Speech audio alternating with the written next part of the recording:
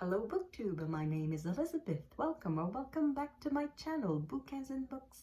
I am filming this video on Easter Monday. I am not working and it is a gorgeous day in Ottawa and I have a headache. I don't have them very often, but when I have them, they're hard to ignore. So I took a couple of pills. I think modern medicine is a great thing and I'm very grateful for it. So hopefully the pills will take effect within a few minutes, 20-30 minutes at most. I made myself a giant mug of tea and I decided to accept Shelley Swearengen's and Jack's invitation to read picture books. Now, Shelley and Jack is from the channel Spread Book Joy. They are the host of the Picture This Readathon, where they invite us to read picture books, and that's what I'm going to do. It's perfect when you have a headache, I guess. So I'm going to turn to childhood favorites. I brought them back from my parents' place over Christmas, I think. So what I'm going to read, I'm going to read a couple of books from this same series. They are the Woofits series. I looked at the books and I couldn't find the author. I had to Google it. According to Google, they are created by Michael Parkinson, who is a TV personality in Britain. I don't know him, and his name does not appear anywhere on this book, and on that one either. So I wish I could tell you what the original titles were. I don't know, it's not written anywhere. I wish I could tell you the name of the translator. I can't. There's just nothing written. It's really weird. There's a couple of names. It says illustrations based on Roger Hutchins. So they have not been made directly by Roger Hutchins, but it's based on that. And it says the book was réalisé. What would that be? Made somewhat by Jacqueline Guillot and François Reynal. So I guess they must be the translators, or perhaps they just paid for the translation. I have no idea. So it's a weird, funny book for that. It doesn't tell you where it comes from or how it's made, but it's a lovely book. So there's this one, and this one is the same. It doesn't give any more information. So I guess they're very much commercial books. They probably capitalized on the cute little characters that had been created for TV, and the books were created afterwards, I guess. So that's what I'm going to read, and I am also going to read this one. This one has a name, an illustrator. So the author is Marilyn Sadler, and the illustrations are by Roger Boland, and it is a translation from English. The original title was Alastair's Elephant. So as you can see, the name changed in French. In French, the name became Onésime. And I think it's because Alastair just is not a name in French. No kid would recognize anybody named Alastair. And nobody would recognize a kid named Onésime either. It has the same old-fashioned sense that I guess Alastair has in English. I don't know anybody named Onésime, and I guess the only place you could find such a name is in the census from the 19th century or something like that. So I don't know how I'm going to do this. I wanted to do this vlog style. So I guess I'm just going to pause the recording and I'm going to start to read. And if I find something I want to talk about, I'll just record again and just give you the vlog like this. So I will start with this one, which is the first one in this series. How often have I read that book? It is falling apart. The book is just falling apart. Okay, reading a picture book as an adult creates a few problems. Here's one, a terrible translation. Elton is saying to Angela that he's tired, and on the way back he stopped to pick a few, and we have to guess these are flowers, but it's not flowers. It says blueberries. Yeah, here. I don't know if you can see. Bleuet here, that's blueberries. It's not blue flowers. So that's a bit weird. I'm going to keep reading. Hopefully I won't find too many translation mistakes like that or nonsense, because yeah, I still want to love the book. It's not going well. Next page, there's a typo. I know it's in French and probably won't bother you, but here, yeah, the accent on the first E is not going in the correct direction. It's supposed to be going forward exactly like this one, not backwards. I'm disappointed by my book. I'm going to keep reading. I have now finished reading the first of the Woofits. I think it's the first of a series of 6. I don't know, as I said, I haven't found a lot of information on it. And yeah, the book is not as good as I remembered. It's kind of sad. I already showed you a couple of mistakes that I found. Now that I think of it, the translation of the flowers becoming blueberries, it was maybe for the rhyme or for the rhythm. But then again, I didn't find any particular rhythm in here, so it's not written in poetry, so it's not a question of a number of syllables or number of feet.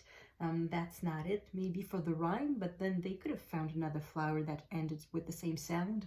Bleuet rhymes with muguet, and which is muguet. Well, I don't know what it is in English, but it would have worked a lot better than bleuet, than blueberries. Anyway, and for the rest of the book, I found some odd choices of words, particularly at the end, at the very last page. There's an expression that is used, and I don't know what's doing there. So my question is, how do you translate children's book? It probably is quite difficult to translate a picture book, because you have to respect the pictures, because children are reading as much with the images as they are with the words.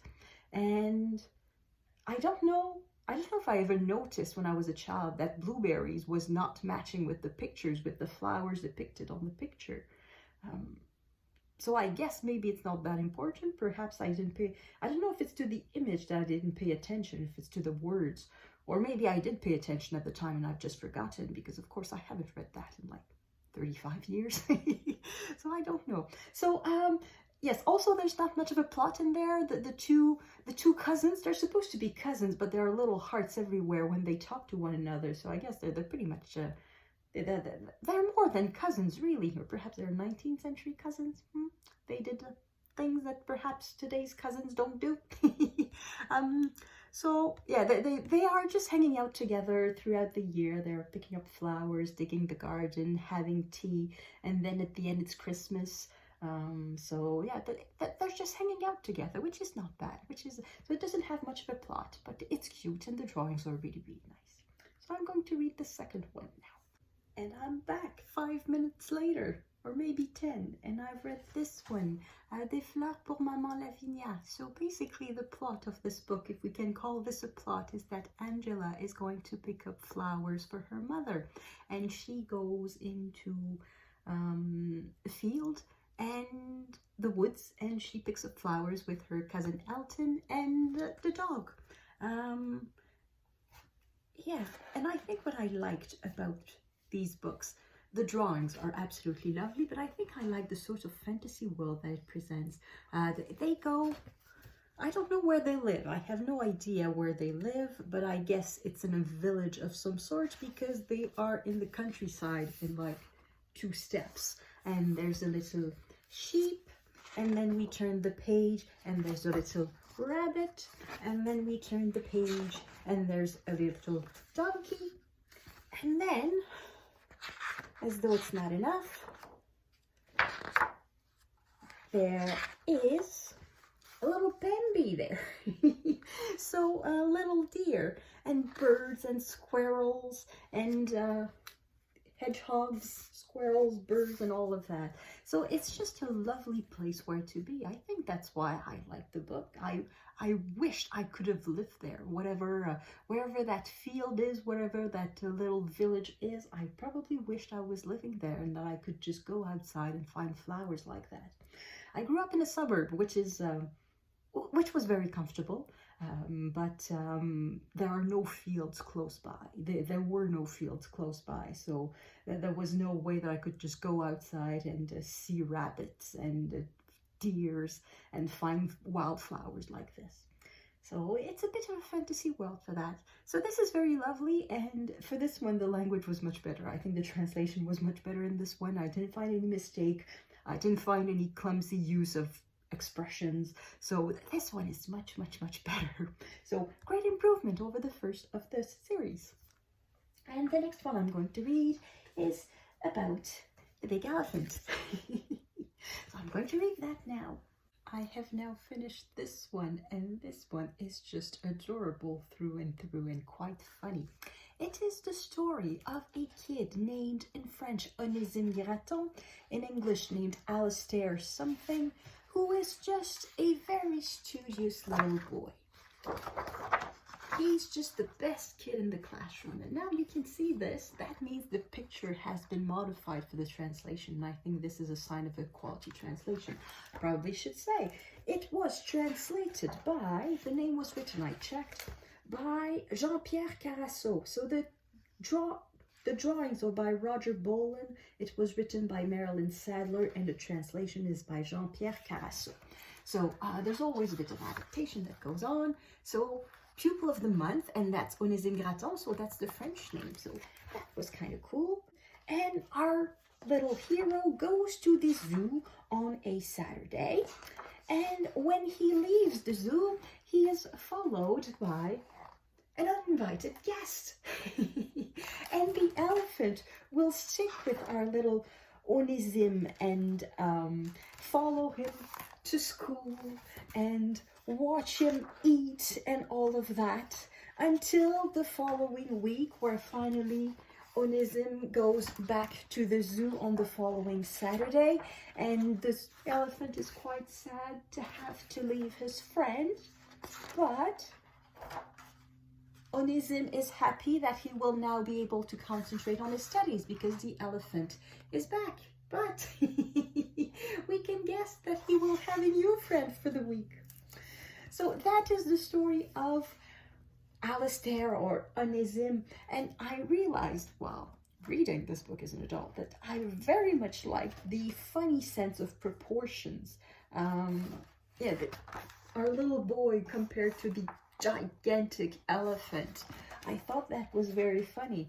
And something else that I noticed was that in every image, so every image is framed by a black line, but in every one there's a little something that goes outside the frame. There's always something that doesn't quite fit in. Here it's a little piece of bush. In the next page it's the ear of the kangaroo. In the next page, it's the stones on the wall. So there's always a little something that doesn't quite fit the frame. And I thought that was just really cute and really lovely. And there was something else I noticed about the images, and I've already forgotten. I'll have to read it again. Yeah. So I guess this is what I think of this book. I think it's just totally lovely. I adore it. And I got this when I was 7 years old. There's a message from my mother. It says, "To my grown daughter, Elizabeth, for her 7 years. Happy birthday, Mom." So, of course, I'm translating because it was written in French. I did not speak English at the time, and my mother still does not speak English. So it was in French.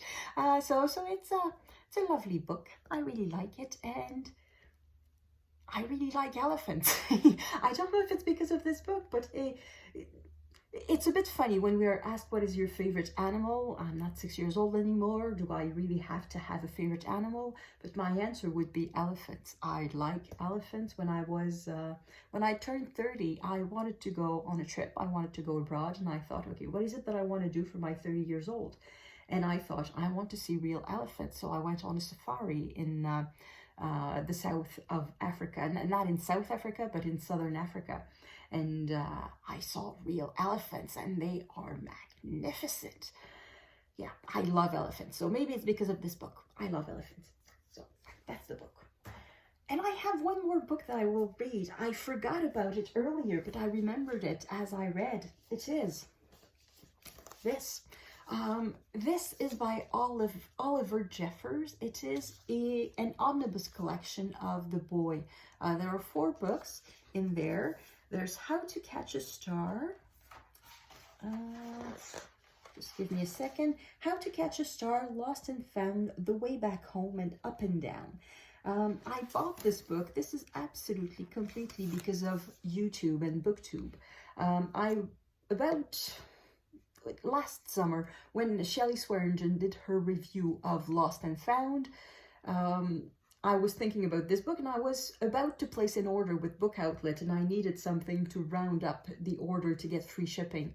So I looked in their kids section and I found that they had this. So I decided to buy it, and I thought, okay, that's going to be a good way for me to check if the books from Book Outlet could be given as gifts. I conclude that they cannot because it's a bit damaged. It's not enormous. For me, I don't mind, but it's not something I would give as a gift. So I kept it. And I have not read the last 2 stories. I have read How to Catch a Star and Lost and Found, which are both absolutely lovely, but I have not read the 2 others. So now I'm going to read one other. I don't know which one. Maybe both. So I'm just going to read this. So I'll let you know. I am back about 20 minutes later, and I have read both stories I had not read. So I read, I've already forgot the title, The Way Back Home and Up and Down. So The Way Back Home is about the boy who finds a plane in his closet, just like that. He didn't know he had one, and he just found the plane, and he decides to fly it. And of course, he runs into trouble. It's out of fuel, it's out of fuel. So it ends up on the moon. And meanwhile, there was a little friend, well, future friend, we didn't know, who also had problems and ended up on the moon.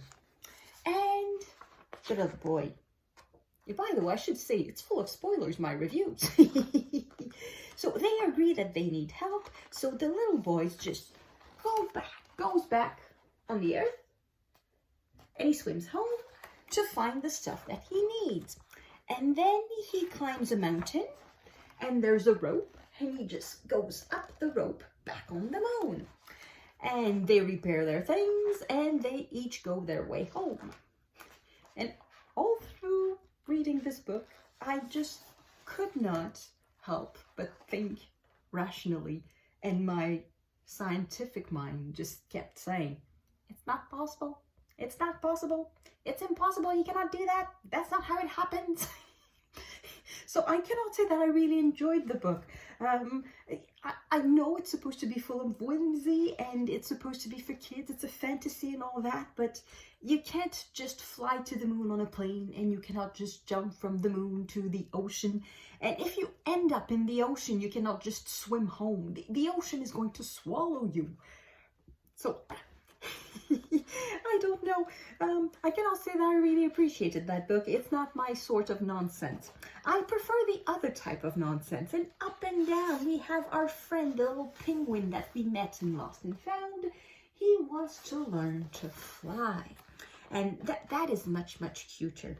It doesn't make sense either, because penguins don't play backgammon, right? But this is the sort of nonsense I can live with. If the penguin is behaving like a human being, then the penguin can do the same things. And the penguin wants to fly, and he ends up volunteering to be a cannonball.